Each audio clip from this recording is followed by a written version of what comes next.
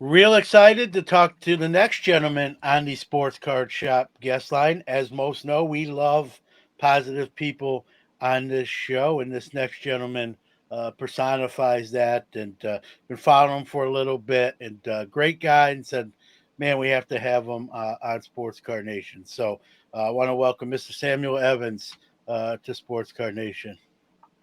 Thanks for having me. I appreciate it, John. I got to say that video intro was dope. I've done several interviews, and I got to say that was the best intro. The theatrics, the the effects, the it was dope. Well, I love it. I love it. I appreciate it, and this is the part where I say, because other people have said the same thing. I'm like, well, it's all downhill from here, Samuel. So, but no, I do appreciate that. Um, you're like I said in the intro there. You exude positivity. It kind of I think it comes from what you do. You're in education, as I am, and there's something to be said about that. I know we're probably both biased, but I really believe that's true. That it's important to be sort of a positive influence, a positive. I know Charles Barkley said, the role model quote, but I believe we're all when there's kids involved and they see us, we're role models whether we like it or not. We're on. And that's just the way it's to me. It's always going to be. Have you always been sort of a positive guy? Where does that come from? Um, I mean, I've always been a optimistic type of person. I think it probably has a lot to do with my upbringing and where I grew up in North Philly. At one time that being the most dangerous neighborhood in Philadelphia, and just the trials and tribulations of growing up in that space and the things that I had to overcome, the things that I was both a I don't want to say victim of, but a product of my environment, but also contribute to those things that to a certain extent, and until um, just meeting the right people in my life at the right time in my life and realizing my potential and my capabilities. As someone who loved basketball, played basketball, but also as a person and a learner. And you know, I still walk with those things in my life, and now I'm still trying to learn and grow as an educator, a father, a husband, and it's for me it's just all forward, upward maturation in all the areas of my life and that I care about. And I just personally, I just believe in the psychology of positive thinking. Um, I think when you at your lowest moment, um, I think at times we don't give enough credit to how resilient our mind can be. And I think, you know, starting with yourself and having those positive thoughts um, can transform your outlook and how you see things and move you forward and put you in the right places to connect with the right people so you can reach your full potential. So I think it's a collective thing. I think it starts with you, and then it starts with surrounding yourself with the right people. Yeah, well said, and very true. Right, the mind can be your best weapon or your worst enemy. Right, Yeah, depending on yeah, where it's at and how right, it's working. And right. I know I made it sound simple, but sometimes it's as simple as that on occasion. Yeah. You mentioned you're from Philly. I don't know what's gone on in the last couple years, hobby wise, but I'm not saying Philly was never Philly was always been in the hobby, but the last couple years it's really exploded with content creators, people talking about the hobby, promoting the hobby. I mean, what do you attest to the Philly explosion when it comes to sports cards and hobby content and shows and content creators and that sort of thing? Yeah. Before I answer that question, there's one thing that I wanted to add that I forgot to mention is, Sure. you know, being a father and being an educator, I'm in a space where, you know, my children are always watching my every move. My daughter, who I have access to 24 hours a day, that lives in my home with me, is always watching my every move. My students are always watching my every move. So it's very important that I have a mindset that influences my actions, because in turn it's going to influence their mindset and their actions. And that's something that I pride myself in practicing, and then also each day looking in the mirror and pushing myself to say, did I get better? And did I reach my full potential? So, and that's an ongoing work, So just with mental health, and going to therapy every week, and being vulnerable, and really holding myself to a high standard, in terms of practicing what I preach. Yeah, no, But no doubt. uh, Yeah, no doubt. And and seeing what you're doing, man, you're doing a great job. And I work in high school in the special education department, so mental health is very important. I think sometimes we don't talk about it enough. And I don't want to make this a school show, yeah, although it's very important. But yeah, again, but Philly's really on the come up when it comes to. yeah, Uh, the hobby, content creation, shows, podcasts, all that good stuff, which is awesome. What yeah. what what do you test that to? How do you explain Um, that if you can? I think I attest that to a generation of good people and good collectors returning to the hobby, um, in the midst of a global pandemic. And during that global pandemic, we were able to use cardboard as a way, one, to be therapeutic, but to two, explore the nostalgia that we once experienced as a kid, and to recall that and reimagine that. And now that we live in this world of like social media and being able to connect with people, not only, like when I grew up collecting, my collecting world was a 5 to 10 block radius. And then when I got bused to Penn Treaty Middle School, it grew even more. So now, fast forward, 20 plus years later, we're living in this social age of social media, where we can talk to people in different states, different countries across the globe, and we're able to share this connective passion, that's so relatable and that's so nostalgic. And as it relates to Philly, Philly is this melting pot of collectors who have now come together and started to connect with one another, and do business with one another, participate and engage in each other's hobby experience. And I just think it's dope, and it's another way for us to humanize ourselves and see each other beyond the things that divide us, in our society. And the hobby is responsible for curating and pollinating a lot of great ideas and relationships. And I've been appreciative since my return to the hobby during the pandemic, and putting myself out there, being vulnerable and sharing my hobby experience, with the people that I cross paths with. But more importantly, being able to engage and participate in their experience, um, at a deep level, but like in an authentic way. Yeah, and I'm glad you said authentic, because when I watch your stuff, whether it be a video or I read your stuff, whether it be a blog, right, it comes across as that way, Samuel, as authentic. You're sharing your personal experiences, your personal thoughts, opinions, how you feel about things, and as a hobby, I think that's important, right? Anyone can turn on a mic, start writing stuff down, but if it's not really from you or how you feel.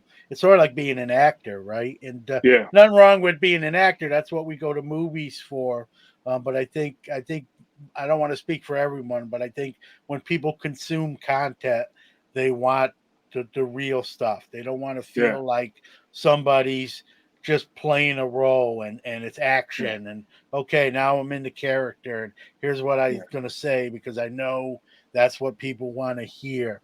yeah, And that's how I am. And so when I see that from others, I appreciate it all the more because I don't think 100% across the board it's happening, and so when Yeah, you see it, yeah, you appreciate the person and the fact that they're like that.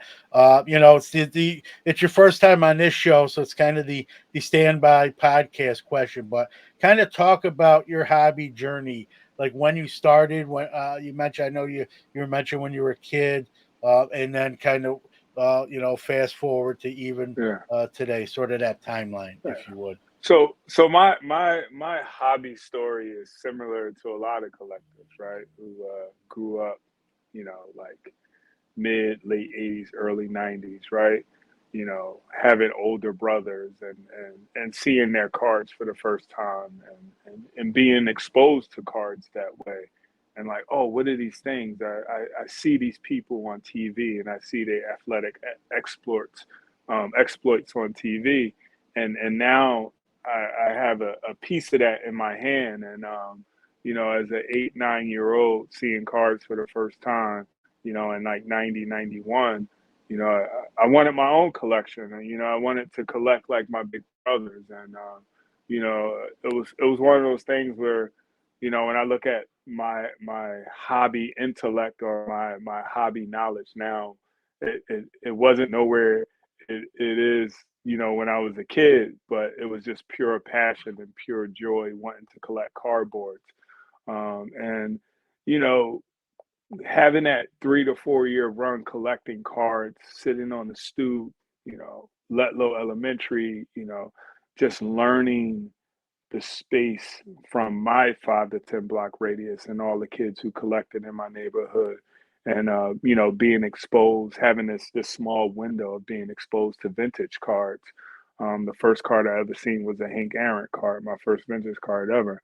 That was a great time for me to just be a kid, to explore, and then going to Penn Treaty Middle School, and now having my hobby world, expand and collecting cards with kids who didn't look like me, but we had this common connection through cardboard and getting exposed to hockey cards and the exposure we gave to them through the way we collected.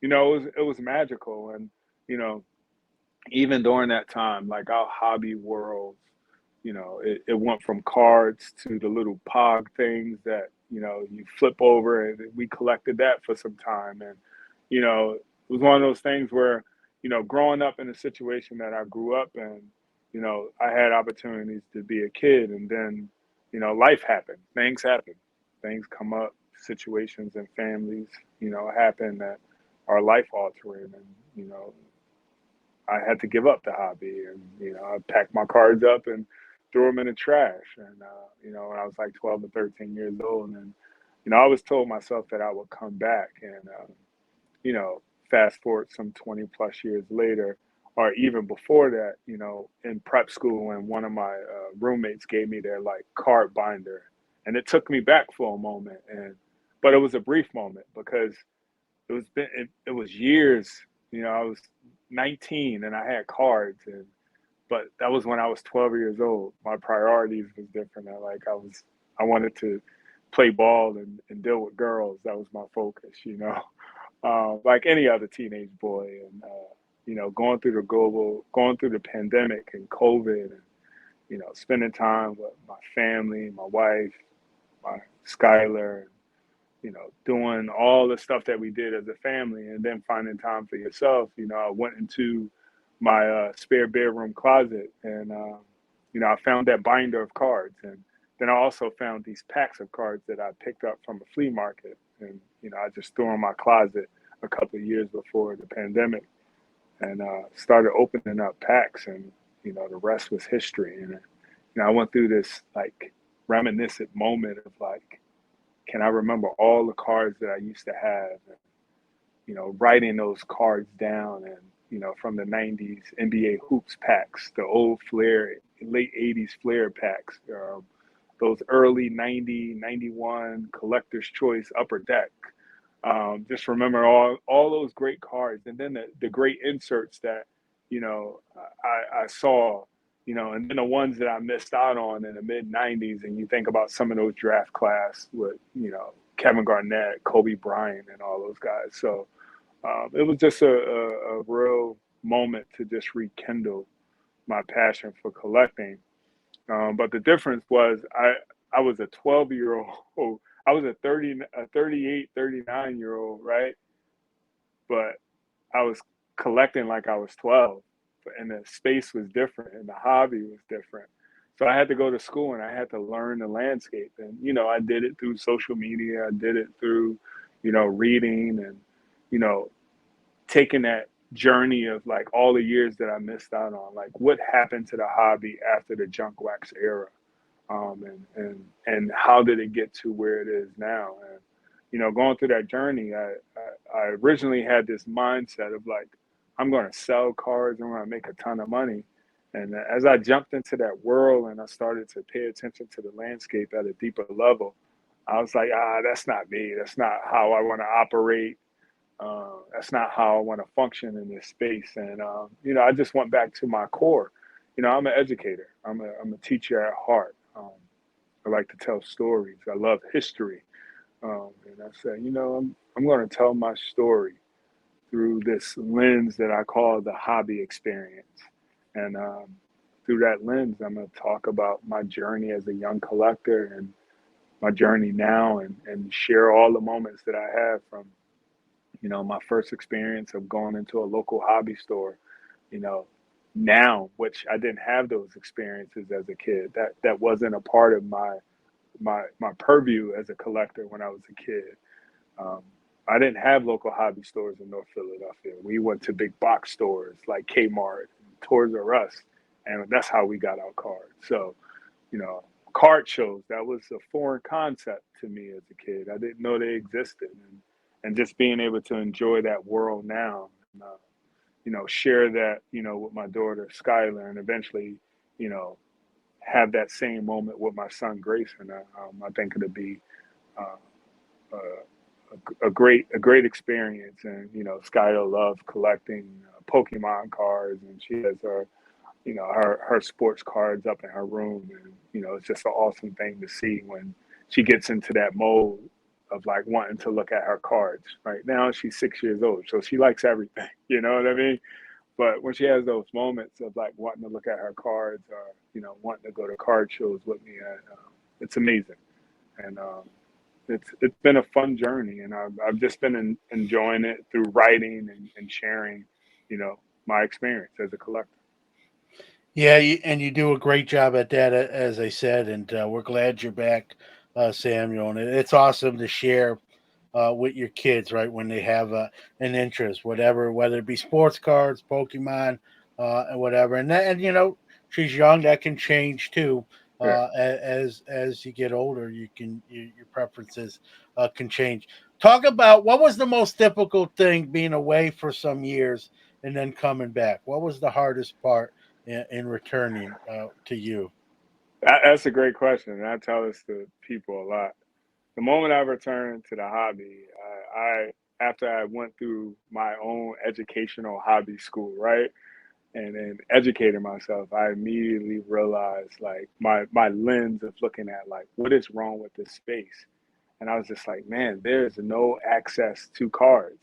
Like, I went through that lens of like collecting cards as a 12-year old, going to big box stores, and then going to local hobby stores, and also seeing the issues that at local hobby stores they didn't have access to a lot of wax, um, and I was just like, man, this space is struggling with access, and I understood why. We was in the midst of a hobby boom. Everybody was buying product. It wasn't a opportunity for you to get it off the shelf at Target, at Walmart, at all these stores.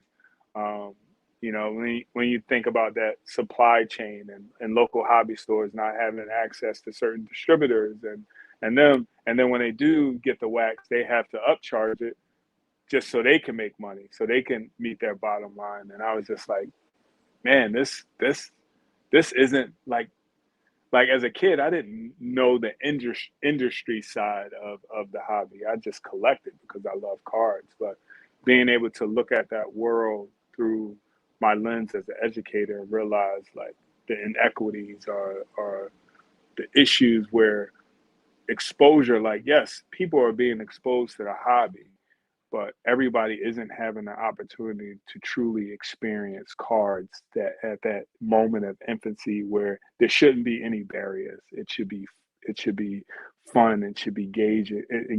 It should be authentic, and it should be accessible to everyone. Yeah, no doubt. I agree. And when we talk about those late '80s and early '90s, right? Obviously, things were easier to afford. Now, again, Yeah, when you compare eras, right, everything goes up. It's just yeah, part of the cost of doing business, cost of living. So I'm not saying we should expect 50-cent packs in 2022, 2023, yeah, yeah, but as you know, you've seen stuff. It's astronomical, especially during the pandemic itself. What stuff yeah, was doing, and yeah, it's true. Like I think if I was I was a 7-year old kid when I started in 1979. If I was seven in late 2021 or 22, and I wanted to collect cards like I did in 1979, the terrain was definitely more difficult and more costly, and yeah, maybe I probably wouldn't have happened most likely if I was in 21 instead of 79, and that's something it's important to note. And as strong as the hobby was and as well it was as it was doing, some people I think were, like you said, sort of getting priced out, and yeah, it's always, you don't really want to see that, yeah, but sometimes it does happen. Your assistant principal at your school, you're back in the hobby. Do you bring any of your hobby to work? Do kids in your school that do they collect? Do they come to you and say, Mr. Evans, I look at this card I got. Like, what's your how much hobby goes to work with you? I guess is the yeah. way to put it. It, it's ebb and flows, and it has its moments. There are a lot of kids who collect at my school.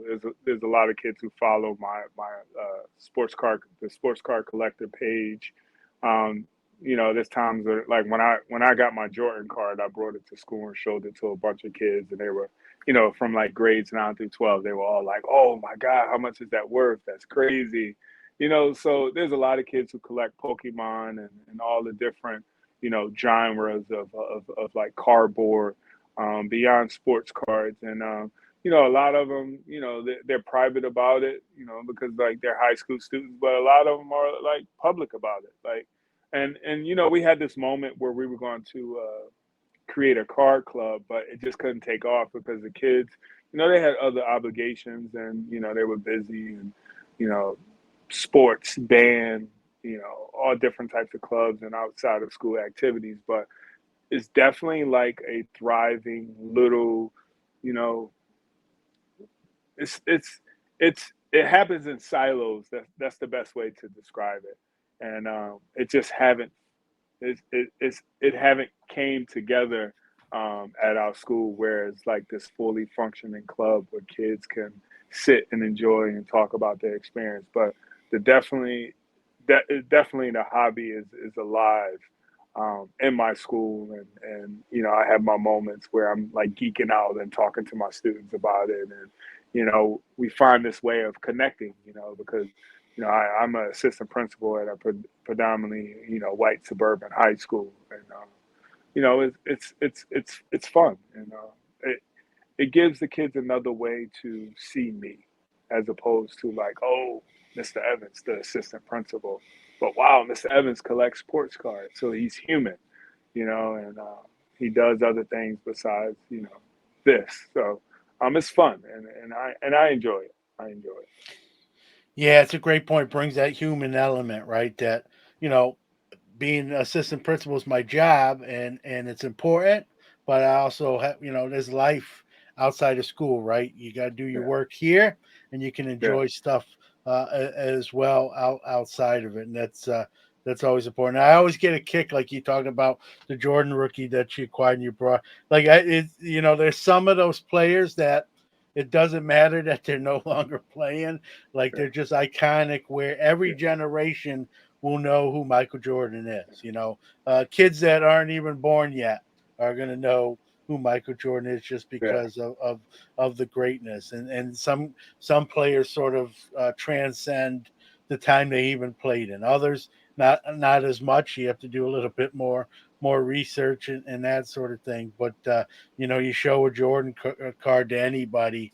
You can show it to an 8-year-old kid or an 80-year-old lady, and they both will have probably similar reactions, right? yeah, Oh, that's neat, or what's it worth? That's his rookie, that's his yeah. first card, and that sort of thing. And there's not a lot of players that can fit that description, but Jordan definitely epitomizes that. For you growing up, when you were in the hobby originally, what were the players sort of you were trying to get or obtain? So I mean, obviously, I collected in a time where like three of the most powerful, men in the world as it relates to like sports. Their name was Mike. Michael Jordan, Michael Jackson, and Mike Tyson. So obviously in the worlds of like sports cards, where I collected football, basketball, baseball, hockey, you know, we were chasing after MJ because the psychology of it. We all wanted to be like Mike, and with certain sets, if you had those Jordan inserts, if you had those like variation cards, or you had four sharp corners and no creases. You were the king of the hill. You owned the yard in terms of collecting, and people respected your collection. So yes, we were going after the Michael Jordans, and obviously the Magic Johnsons and the Larry Birds, and but MJ was definitely at the top of the list, and then we also grew up in the era of Bo Jackson. We all wanted Bo Jackson's baseball cards, because he was like the man, the myth, the legend, all in one. He did things that we only dreamed of doing. So, those were the cards we chased. The one card that really drove my young collecting years was the 93-94 Flair league leaders, stills and scoring leader Jordan card. Like that was the one. If you pulled that card, like he was the man, and if it had no damage to it, like everybody was crowding around you in Letlow wanting to see that card. Yeah, no doubt. You mentioned, Jordan being really right at the top of that list. You just acquired a Jordan rookie, which your Grail card means a lot to you. Like you said, you brought it to school and shared that experience with some of the kids at school. Did you own that card as a kid, and then obviously in the space between, or did you Yeah, never own it? And this was something like yeah. I finally So got now. Yeah, go ahead.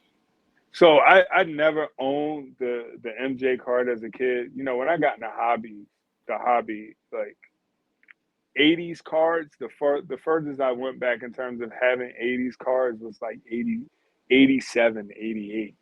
And when I got the opportunity to get those packs, I felt like I was the man. Like, oh, I got cards from the 80s. But in terms of like, hobby knowledge, I had no understanding of or I didn't know anything about the 86 86 86 87 Flair set, that Flair premiere set.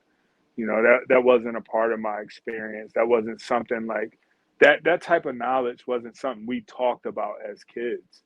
you know and being more knowledgeable now and understanding the history of the hobby and certain sets and iconic sets, like that wasn't a part of our experience even when I was at Penn Treaty. So that idea of like, oh, the Jordan, like the Michael Jordan 86 Flair card, that wasn't like the rush we got. It was more like his early 90s cards, when he started to win those championships, and those insert cards that we wanted of MJ.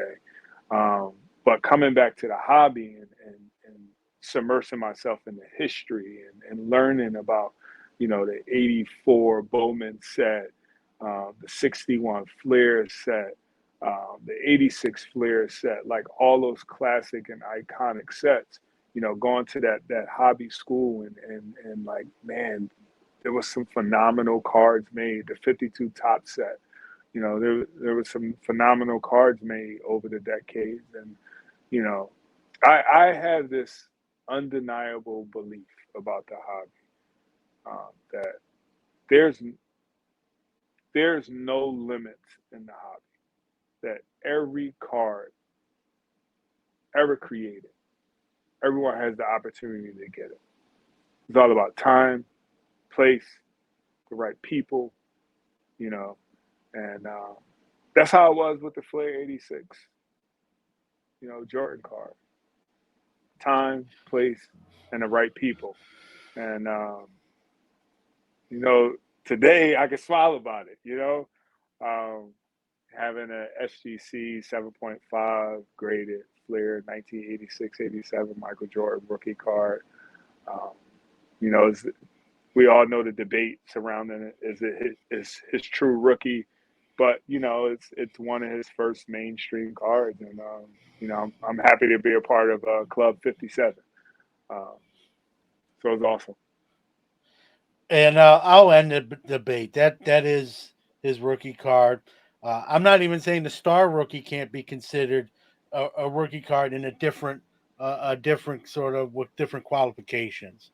Yeah, But that's his first card out of a pack of cards, and you've seen what it's done in auctions, and I think the public consensus is that's the one of the cards you want if you're going after Jordan, and you want to get his rookie card. That's the number one yeah, card on the list. It's always been in my book, and you make a great point too, right? When we collected in the '80s and '90s, listen, rookie cards existed then. I'm not saying they didn't exist, yeah, Samuel, but they existed sort of in a different sense than the way we see them today. There wasn't as yeah, much of a clamoring. People yeah, were, hey, I got a Jordan card, right? They were almost happy to get, like you said, different Jordan cards meant different things to different people, right? yeah, Everyone yeah, had their favorite. Where now we know, like when you talk about Jordan, one of the first cards you're thinking about is the 86 87 Fleer or the Star yeah, card. And then you talk about everything else. It wasn't exactly like that back then. So hearing you tell that, it really rang true to me because it was like that. People yeah, didn't put as much stock into a first card or rookie like we do now, and so it was interesting hearing that perspective. Share what you want. You don't have to give prices out or whatnot, but in getting that, as you said, yeah, SGC 7.5 Jordan. So yeah, I know you wrote a blog about it. You're part of the Hobby News Daily team, along with myself. You've already written a couple great pieces. I urge anyone listening, if they haven't read it yet, head over there. Shameless plug, but Samuel writes some great stuff on his own and as part of that group. But talk about finally getting that Jordan rookie. Whatever yeah, you want. Again, you don't have to get too personal with, yeah. with prices and Um, but I would say this, and to your last point, right? The rookie craze didn't happen for us in my area where we collected until Shaquille O'Neal came to the NBA. That's when like this idea of like the rookie card, it was like thunder, lightning in a bottle, right? Like Shaq was larger than life, you know what I mean? And everybody wanted his first card. But beyond him, like we didn't this idea of like I want a Michael Jordan rookie or a Magic Johnson rookie or a Larry Bird rookie because they were like the big three, right? That wasn't a part of like the way we collected. But Shaq was definitely the one who introduced us to this rookie craze simply because of he was just a larger than life like personality coming out of LSU.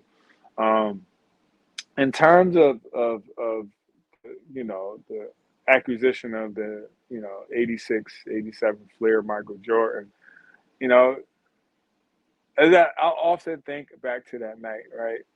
Like the first after I got the card, there was this week of like I kept the card next to me, like so every day I left the house, it was with me, going to and from work and hanging out at home, and it was this moment that I had to go through, like, wow, I just acquired this card that everyone talks about, and now I have it. So I had to go through this like exploration of it, and like getting off that natural high of like, oh, I got the card. And you're like, now the card, it sits with my entire 86 Flair set, that eventually I'm going to send off to get the whole set graded.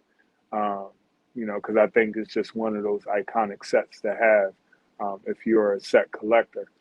But, going back to that night, it was just a normal day leaving work and walking into the store, and Bob, the owner of Media's sports cards, and Media PA. We will always have our normal conversations. Because he was an educator as well, and retired educator, owns a ski shop and a card store, all in one. And the moment I walked in the store, I saw the card, and even before like we had our normal conversation, I said, you got to tell me how you got this card and what happened, and like, and after going through that moment, that night and leaving the store, I didn't get it that day. I went through this like 10-day period of like, is this meant to be? Is it like I'm the type of collector, like, if I could, I know that there are a lot of cards that I can get,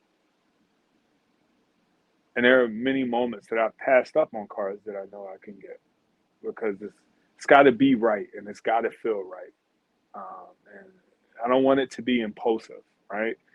And I just went through this 10-day period of like, is this it? Right? Is this my moment? And if it's not my moment, it's not meant to be. Like, again, I'm thinking from the mindset of like, there's no limits to this hobby when it comes to acquiring cards. That's the mindset that I'm thinking of. Time, place, and the right people, right? And I said to myself, I was like, it's meant to be. And I called them up. I said, hey, Bob, do you still have it? He said, yeah, I still got it. It's in the showcase. I said, all right, I'm coming to pick it up. And went to the store that night. We negotiated the price, and the rest was history. And I walked out of the store with it that night, and on the drive home, I was just like, you know, uh, one off my top 10 list. And I think I have this top 10 list of my Grell cards, and I'm at 7 of 10 right now, and I got 3 more to go. You know, I know one is rookie Richie Ashburn card, and there's two other like two basketball rookies. But it's one of those moments that I often think back to, and I'm just appreciative that I came back to the hobby, because a lot of the things that I'm doing now as it relates to the hobby has just been very like positive and fun, and therapeutic. Just being able to embrace that inner kid, and reclaim the kid that I had to put away, when I was growing up. So definitely a fun moment. I think the price point was appropriate. And I always do business with Bob. He's awesome. I always tell him like, all you gotta do is let me know one day I'll volunteer at your store. Like, that's one of my hobby like bucket lists, like, you know, goals. Like, I just want to volunteer at a local hobby store and work a day and help sell cards, talk about cards, and do all those things. So, it was one of those moments where it was like meant to be, and it's it's been a year since I had that card, and no regrets, no Yeah, regrets whatsoever. I mean, no doubt. I've Yeah, had people, I've had people offer me, you know, upwards of like 10, 15 grand for that card, and I said no, because I said you're offering me that much. I know what the card's worth to me. Uh, I'll sit on it a little bit more. yeah, no doubt. What a great card, right? Great story, and like you said, it was either going to be meant to be or not meant to be. In this case, right, meant to be, and you know you look at it, whether it's a year later. Like it's funny because the Jackie for me, the 48 leaf, is that card to me, and like I don't love it any less all this time later after acquiring it. If anything, Yeah, even more. And it's almost for me. I chased it for a little bit. I had a couple opportunities to buy it, and I kicked the can down the road. No fault, nobody's fault but my own. And it cost me a little bit more because I didn't buy it at certain other times. But that's how it goes. And you know, I'm glad that I'm older than you, Samuel. So I'm like every all the time that ticks away, and I don't have this card or own this card. There's going to be less time I get to appreciate yeah, and enjoy the card. And finally, I said I got to get this thing, and I did. And it's it's behind me over my shoulder, and every day I see it, and I don't. Again, like you said, no regrets, and I think in some senses, I probably appreciate it more, and it's almost a relief because now I don't have to worry about like, will I ever get it? Right? yeah. That question's been answered. You mentioned like taking the Jordan places. I would be so nervous to take a car. Like for me, like taking a Jackie outside the house. Like, what if I drop it? What if it falls on my pocket? What if I set it down? And then and something happens, whatever that may, like I'd be so nervous with it. So I was smiling when you were talking about taking it place because my mind would I'd be a nervous wreck like that. I would I for that whole probably like it was like a 2 week period. I would have it like in my overcoat, like right next to like sitting on top of my heart. So, you know, it was just it was one of those things that you know I got to experience this, right? You know, I got to go through that experience. And you know, the funny thing about this acquisition, and I didn't mention this in my hobby blog that I wrote. I was the only one that asked about that card the time it was in the store. And Yeah, there's a lot of people who go in and out of the store and no one asked, no one negotiated, no one picked it up and wanted to purchase it or anything. And he told me he was like, you know, only person that asked about this card. I have now. I don't know if you have a theory to why. I can tell you why. I Yeah, think. I mean, it probably is intimidating, right? Or someone yeah, thinks like yeah, either they already know, like not yeah, in my budget. I'm not even gonna like yeah. entertain the thought, or they're almost I scared to know. Like I thought about that, and like you know, Bob he has all his cards priced out in this store, and I thought about that. But I also know the type of people that purchases from him. These are like old time collectors, you know, guys my age, guys older than me, you know, just they're lifers in the hobby. You know what I mean? And they know him, he know them, and he's like, "You're the only one," you know. And I was just like, I was like, okay, you know, it was like, so it was one of those things where it's like maybe this was the moment. This was this was it was meant to be. It was meant to be, and you know, that's what. I couldn't ask for a better person to buy the car from. Yeah, that's always nice too when you really like the person you're doing Yeah, business. I think it yeah, makes I think it makes negotiating smoother. And I think hearing you say how like you're really the only one that even negotiated or expressed it, I think it goes further to the show, right? It was really meant to yeah. be there. Samuel, I appreciate you coming on, man. I'm glad you got to Jordan. You're doing great things, man. You're a positive influence.